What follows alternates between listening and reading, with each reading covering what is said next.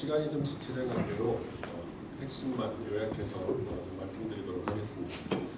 잘 아시겠지만 비뇨기 초음파는 보험이 의료보험 적용이 됩니다. 그래서 보험 기준을 좀 확인하고 있는 게 중요한데요. 넘겨주시겠어요? 그래서 2019년도부터 우리가 하복부 초음파뿐만 아니라 비뇨기, 신장, 부신, 방광 초음파 검사가 급여가 되고 있습니다.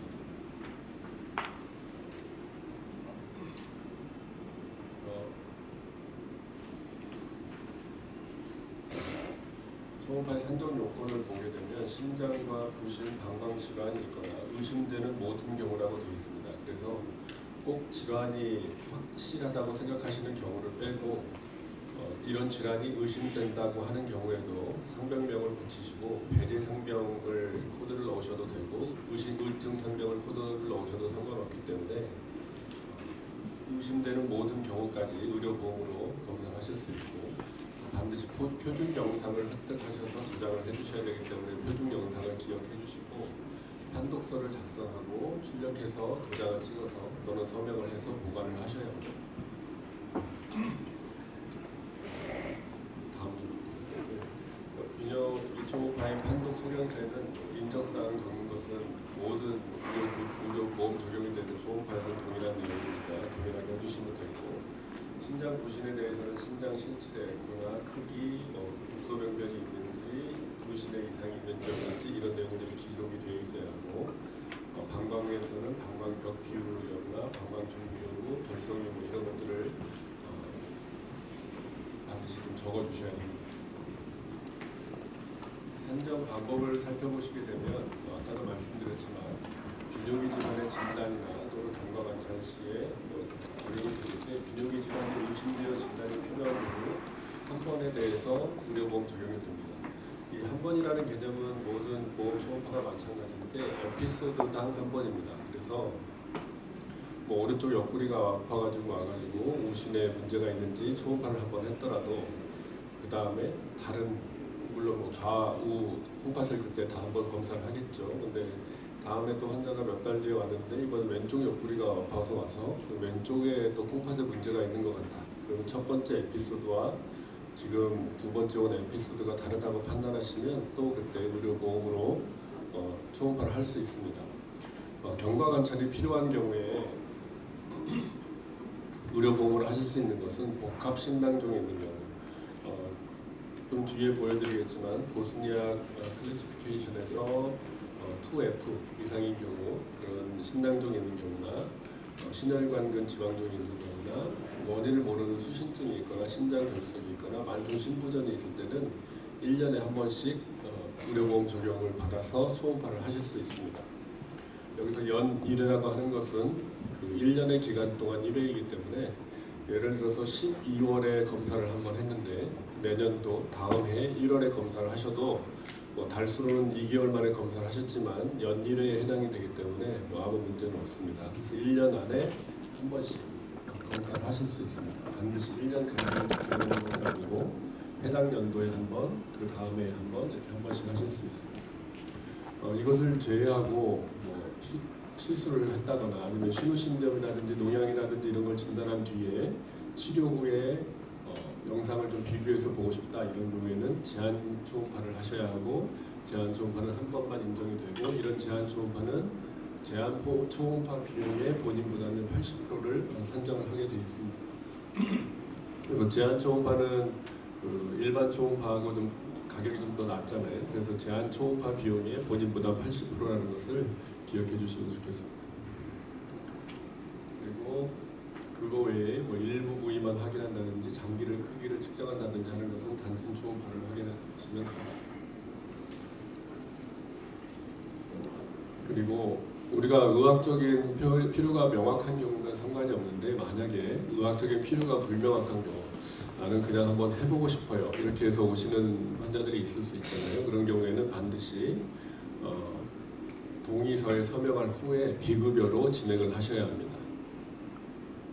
다음 페이지에 보면 그 동의서 양식이 있으니까 이 동의서 양식을 저장해 놓으셨다가 동의서를 받으시면 되고 모든 의료보험 초음파가 본인이 원해서 하시는 경우에는 이 동의서를 받고 비급여를 하셔야 되는데, 다만 경부 초음파는 동의서가 필요 없습니다. 그래서 갑상선 초음파나 임파선 초음파나 이런 경동맥 초음파나 이런 경우에는 동의서 없이 비급여를 하는 것이 가능하지만, 이런 신장 초음파 같은 경우에는 반드시 동의서를 받아야 비급여로 할 수 있다는 것을 명심해 주시면 좋겠습니다. 그래서 표준 영상의 범위는 이렇게 글로 써 있는데 나중에 사진으로 한번 확인해 보겠습니다. 그래서 여기 보시면 이 사용되는 상병 코드가 있는데요. 신장 부심 방광 검사를 모두 하는 코드가 따로 있고, 신장 부심만 하는 경우가 있고 방광만 하는 경우가 있습니다. 그래서 방광 초음파는 방광에 소변이 좀 차 있어야 제대로 볼 수 있잖아요. 그래서 이게 신장 질환만 의심이 되는 경우에는 그냥 신장 부신 코드를 넣고 신장 부신 초음파만 보셔도 상관없고, 반드시 방광을 다 보셔야 하는 것은 아닙니다. 그리고 방광까지 다 같이 보시려면 신장 부신 방광 초음파 상병을 적고 그 코드를 넣고 검사를 하시면 되겠습니다. 다음 표준검사법을 한번 좀 살펴보겠습니다. 다음 사진 주시고요. 그래서 키드니 아나토미는 잘 아시겠지만 코텍스하고 메둘라로 이렇게 나눌 수가 있겠는데, 코텍스 안쪽의 메둘라는 리날 피라미드가 있죠. 리날 피라미드가 있고, 피라미드 사이사이에 리날 칼럼들이 있습니다. 그리고 이제 소변이 모여서 나오는 마이너와 메이저 칼릭스가 있고, 이것들이 합쳐져서 리날 펠비스를 이루게 되고, 또 리날 펠비스 옆에는 리날 아터리와 베인이 지나가게 되는데, 이 모든 부분을 합쳐서 들어가는 입구를 하일럼이라고 우리가 부릅니다. 그래서 초음파로 살펴보게 되면 리날 파렌카임이라고 부르는 리날 실지는 리날 코텍스와 리날 메둘라를 합친 부분을 리날 파렌카임이라고 부르게 되고, 코텍스는 한 5mm 정도, 메둘라는 한 1cm 정도의 두께를 보통 보이는 것으로 되어 있습니다. 그래서 리날 피라미드는 이렇게 하이퍼 에코익하게 보이고, 주변에 칼럼은 그거보다는 조금 더 하이퍼 에코익하게 보이고, 가운데 내부에 이렇게 하이퍼 에코익하게 보이는 부분을 우리가 센트럴 에코 콤플렉스라고 부릅니다. 신장 초음파는 반드시 금식이 필요하지 않기 때문에 환자가 오시게 되면 바로 진료실에서 시행할 수 있다는 장점이 있습니다. 그래서 키드니 에코제니시티를 한번 살펴보게 되면, 대개 리날 콜텍스는 리버보다 약간 에코가 낮거나 또는 같다고 생각하시면 되고, 리날 메둘라는 리날 콜텍스보다 좀 더 저에코를 보이는 이런 특징을 가지고 있겠습니다. 정상적인 키드니는 이렇게 강낭콩처럼 이렇게 빈 쉐입을 보이고 있다고 하면, 마일드와 모더레이트 크로닉한 키드니 디지즈를 가지게 되면 신장의 크기가 좀 줄어들고, 리날 파렌카임의 에코제니시티가 좀 증가되는 양상을 보이게 되고, CBR의 경우에는 더욱더 신장이 좀 위축되면서 에코제니시티가 더 증가되는 이런 양상을 보일 수 있습니다. 스캐닝하는 방법은 여러 가지가 있을 수 있겠지만, 보통은 롱디튜드널과 트랜스버스 스캐너를 사용을 하게 되고, 콩팥은 후 복막강에 위치한 장기이기 때문에 우리가 슬라이딩하는 방법으로는 자세하게 관찰할 수가 없기 때문에 우리가 패닝하는 방법으로 구조를 관찰을 하게 되고, 또 유레터가 있어서 혹시 하이드로네프로시스가 있는 이런 경우에는 유레터의 주행을 따라서 트레이싱을 하면서 스톤이 있는지 없는지를 찾는 이런 방법들이 필요할 수 있습니다. 보통은 슈파인에서 검사를 하고, 또 데큐비티스 포지션을 하기도 하고, 드물게는 프롬 포지션으로 관찰을 하기도 합니다. 신장의 필수 영상은 리날 하일럼을 포함하는 좌우신의 각각의 관상면 스캔과 횡부 스캔을 해야 하고, 또 하부 쪽 횡부 스캔까지 같이 해야 되고요. 부신의 종괴가 있는 경우에는 부신의 종괴를 포함한 스캔을 해야 하지만, 대개 정상적인 스캔상에서는 부신이 잘 관찰되지 않기 때문에 그런 경우에는 반드시 부신을 찾아서 찍으실 필요까지는 없습니다. 그래서 영상으로 살펴보게 되면 양측 신장에 하일럼을 포함하는 종단 스캔을 하게 됩니다. 그래서 가장 신장이 최대한 장축이 잘 나타나는 부분을 통해서 대개 오른쪽은 리버를 음창을 해서 보면 가장 잘 보일 수 있겠고요. 왼쪽 좌신은 스플린을 음창으로 해서 관찰하게 되면 가장 잘 볼 수가 있는데 종축이 길게 보일 수 있는 이런 영상을 찾으시면 되겠습니다. 그리고는 횡단 스캔은 상부와 중부와 하부를 찍으셔야 되는데 상부 횡 스캔을 하게 되고 다음 슬라이드를 주시면 양측 신장의 하일럼에서 리날 아터리와 베인이 관찰되는 이 부분을 중간 부분이라고 생각하시면 되겠습니다. 그래서 양측 신장의 하일럼을 지나는 횡단 스캔을 해주셔야 되고 마지막으로 다음 슬라이드에 보시면 이렇게 하부까지 횡 스캔을 하시면 되겠습니다.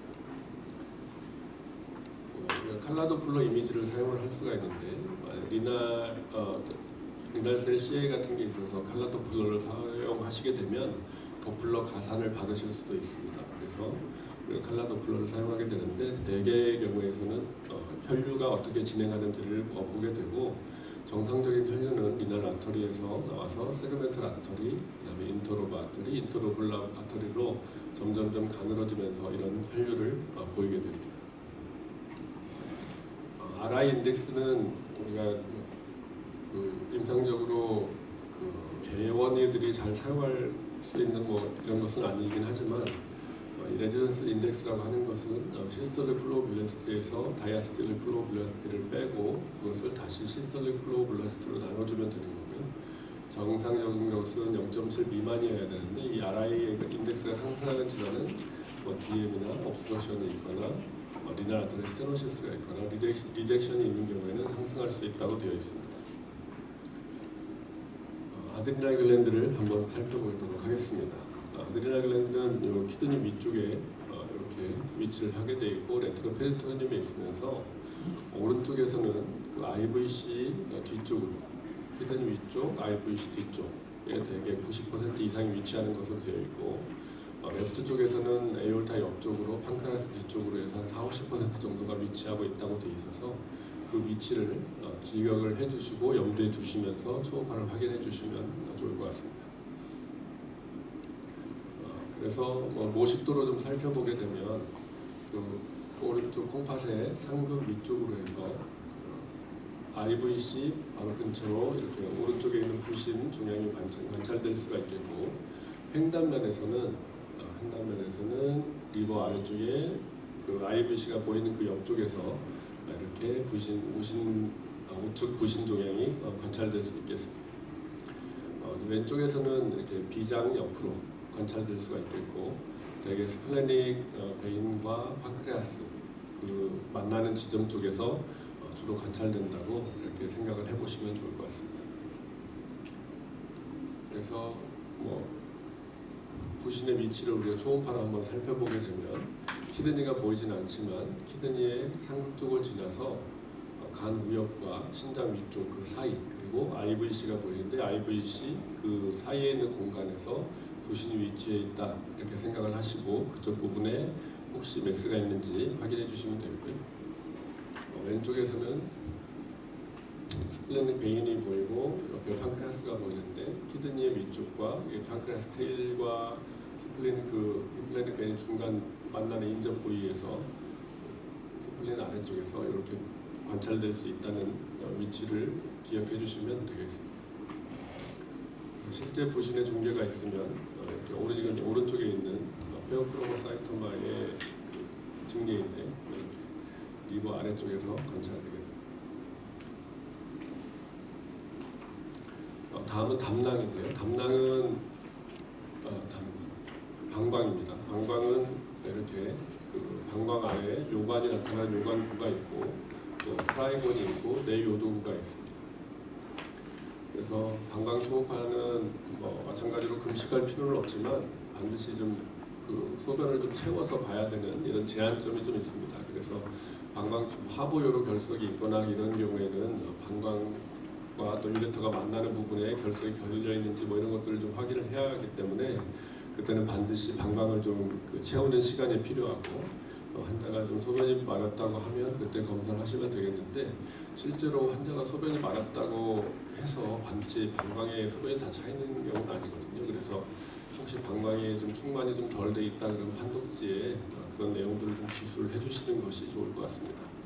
그래서 방광에 이 소변이 좀 차 있어야 그 어쿠스틱 윈도우로 우리가 사용을 할 수가 있고, 또 방광이 이게 좀 확장이 되면서 로우 펠비스에 있는 그 장관들의 장미나 뭐 이런 것들 좀 밀어내는 효과도 있고, 또 유레터가 픽세이션 되면서 유레터를 같이 확인할 수 있는 이런 여러 가지 장점들이 있습니다.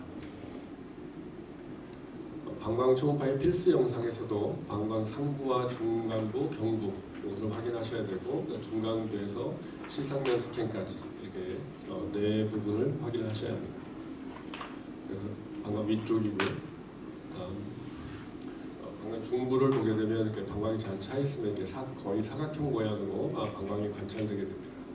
그리고 하부 방광을 하게 되고, 다시 방광의 다음 슬라이드 주시면 방광의 내 요도부가 관찰되는 이 부분에 시상면 스캔을 하시면 방광의 내 부분의 표준 영상이 되겠고, 우리가 뭐 표준 영상만 찍으려고 검사하는 건 아니니까 검사하면서 그 표준 영상 사진을 찍어야 하지만 구석구석 오른쪽 왼쪽 상하부로 해서 방광 내부에 다른 문제가 있는지 없는지 한번 확인해 보시는 것이 좋을 것 같습니다. 그리고 우리가 방광 초음파를 보고 도플러를 띄워놓고 이렇게 기다리다 보면 그 요관이 연결되는 부위에서 이렇게 유린젯이 나오는 것들을 확인할 수가 있습니다. 그러면 그쪽 요도부에서 나오는 이런 유린젯을 확인하게 되면 특별히 옵스트러션이 없다는 내용들을 우리가 확인할 수 있기 때문에 방광 중간 부분에 이렇게 도플러를 키워놓고 좀 기다리셔야 되는데, 대개는 유린젯이 양쪽에서 번갈아 가면서 나오고 8초 정도의 간격을 두고 나오는 것으로 되어 있기 때문에 좀 오랜 시간을 두고 좀 기다려 주시면 이렇게 오른쪽 왼쪽에서 유린젯이 나오는 것을 확인하실 수 있습니다.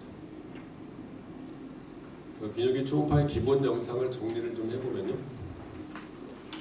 다음 그래서 우신의 관상면 스캔, 좌신의 관상면 스캔, 그리고 양쪽의 상부, 중부, 하부 스캔 하시고, 만약에 신장하고 부신 초음파만 보신다고 하면 이 8장이면 충분하겠고요. 만약에 방광 초음파까지 같이 보신다면 방광의 상부, 중부, 그 다음에 아래쪽 하부, 경부 쪽에 횡스캔하고 중간부의 시상면 스캔까지 해서 이렇게 12장의 사진을 남겨주셔야 합니다. 그래서 초음파하는 방법에 대한 내용은 뭐 어느 정도 정리가 됐고요. 마지막으로는 여러분들이 가지고 계신 유인물에 나와 있는 증례들이 있는데, 이것들을 간단하게만 소개하고 마치도록 하겠습니다. 우리가 초음파를 하면서 가장 많이 보는 게 아무래도 시스트일 텐데요. 이 시스트를 어떻게 구분하는가 하는 것이 이 보스니아 클래시피케이션인데, 이 보스니아 클래시피케이션은 CT를 통해서 판단하는 거라서 초음파로 100% 이걸 판단해 드릴 수는 없습니다. 하지만 이런 모양을 염두에 두시고 판단하시면 좋겠고, 셉텀이 없는 심플한 시스트나 아니면 셉텀만 있는 이런 경우는 뭐 타입 2까지 해서 크게 걱정을 안 하셔도 되는데, 타입 2F에서는 이제 셉텀 사이에 이제 칼시피케이션이 좀 있거나 뮤랄 로들이 있으면 타입 3, 그리고 솔리드한 메스가 같이 있으면 타입 4 이렇게 되어 있는데, 타입 2F에서는 약 5% 정도에서 말리그넌스 가능성이 있고, 타입 3에서부터는 50% 이상의 말리그넌스 가능성이 있기 때문에 타입 3부터는 수술을 하고, 타입 2F는 정기적으로 팔로우업 하면서 좀 관찰을 좀 해주셔야 하거든요. 그래서 셉텀이 있는데 뭐 칼시피케이션이나 이런 게 같이 동반되어 있지는 않은지 한번 초음파로 확인해 주시는 게 좋을 것 같습니다. 쭉 넘어가서 주시고요. 그래서 우리가 그 스톤이 있는 경우에 칼라도플러를 띄워보면 하이퍼 에코릭하게 보이긴 합니다. 이 증례의 경우는 뭐 유레터럴 스톤이어서 키드니 바깥쪽에 있지만, 이 안쪽에 스톤이 있는 경우에는 센트럴 에코제닉 컴플렉스와 영상이 겹쳐서 이게 스톤인지 아닌지 확인하기가 좀 어려울 때가 있습니다. 그래서 우리가 그 도플러를 띄워서 키드니의 블러드 플로우를 확인을 하잖아요. 그래서 블러드 플로우를 확인하는데 이렇게 트윙클링 아티팩트가 나타나는 부분이 보인다고 하면, 그것은 내가 그 B모드에서 관찰하지 않았더라도 스톤이 있다는 것을 확인할 수 있는 또 하나의 좋은 증거가 됩니다. 그래서 반드시 신장 초음파 하실 때는 블러드 플로우를 확인하면서 이런 트윙클링 아티팩트가 생기는 병변이 있진 않은지 한번 확인해 주시면 스토어를 놓치지 않고 발견할 수 있는 하나의 팁이라고 할 수 있겠습니다. 이렇게 해서 넘겨주시고요. 뒤로 좀 더 넘겨주십시오. 네, 더 넘겨주시고요. 네, 더 넘겨주시고요. 마찬가지로 이 증례에서도 뭐 UVJ 스톤이 있었는데, 네, 넘겨주셔도 됩니다. 이 증례, 다시 잠깐만요. 이 증례는 이제 우연히 발견된 리날셀 CA인데요. 이 리날셀 CA가 그 앞에 사진 한 번 좀 보여주시고,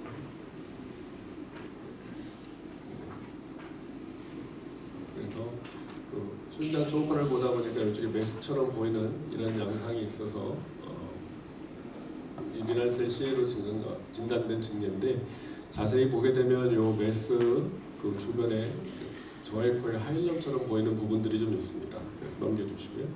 그래서 우리가 도플러를 띄워보면 정상적인 블러드 플로우가 잘 보이지 않고, 이쪽에 지금 원래는 아까 그 처음에 보여드렸던 이 블러드 플로우들이 좀 관찰이 돼야 되는 부분인데, 그런 플로우가 없어지고 주변으로만 이렇게 플로우가 나타나는 경우들을 보일 수 있습니다.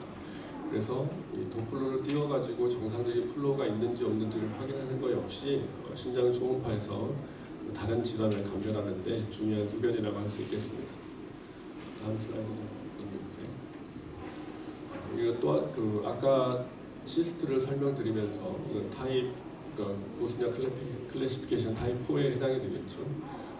이렇게 격벽이 여러 개가 있으면서 굉장히 격벽이 많이 두꺼워져 있는 부분들이 좀 있는, 그래서 시스트를 시스틱한 모양의 리날셀 CA입니다. 다음 보여주시고요.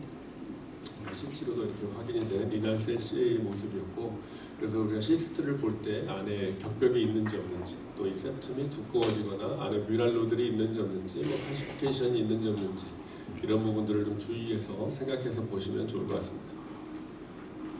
다음 넘겨주시고요. 네, 다음 넘겨주십시오. 지금 드로메드리 험프, 뭐 이건 뭐 여러분 다 아시겠지만 스플린에 눌려가지고 주로 왼쪽에서 보이고 그 메스처럼 이렇게 튀어나와 보이는데, 리날셀 CA와의 차이점이라고 하면 블러드 플로우가 정상적으로 잘 유지되고 있다는 것이 특징입니다. 또 다음 슬라이드 보여주실까요? 네.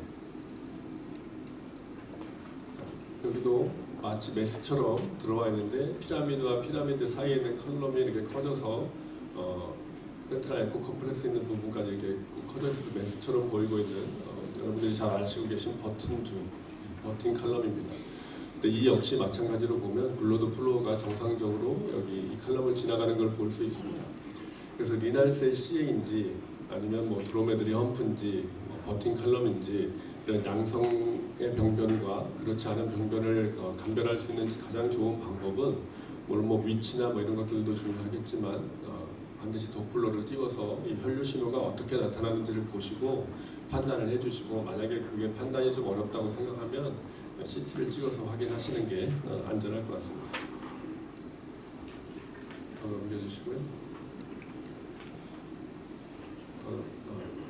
죄송합니다. 이 사진에서는 우리가 그 키드니 그 센트럴 에코 컴플렉스 안쪽에 마치 저의 코에 종양이 있는 것처럼 보이는데, 사이너스 라이포마토시스가 있을 때도 이런 그 센트럴 에코제니시티의 에코제니시티가 워낙 높기 때문에 이 라이포마가 굉장히 그 하이퍼 에코익하게 보인다는 거. 상대적으로 그 주변 조직보다 좀 더 그 에코제니시티가 떨어져서 나타나는 현상이라는 것을 기억해 주시면 이해하는 데 도움이 될 것 같습니다.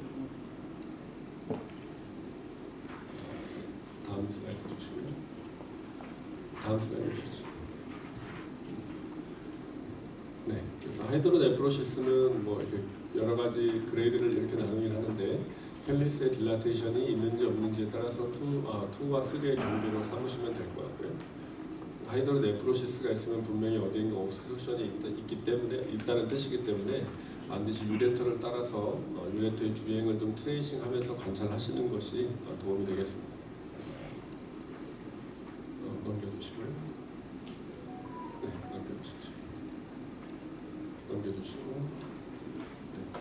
아까 보셨던 이 보스니아 클래시피케이션에 대한 이런 설명은 또 다른 유인물이 하나 더 해놨기 때문에 이것들을 또 한번 참고하시면 좋을 것 같습니다. 넘겨주시고요. 네.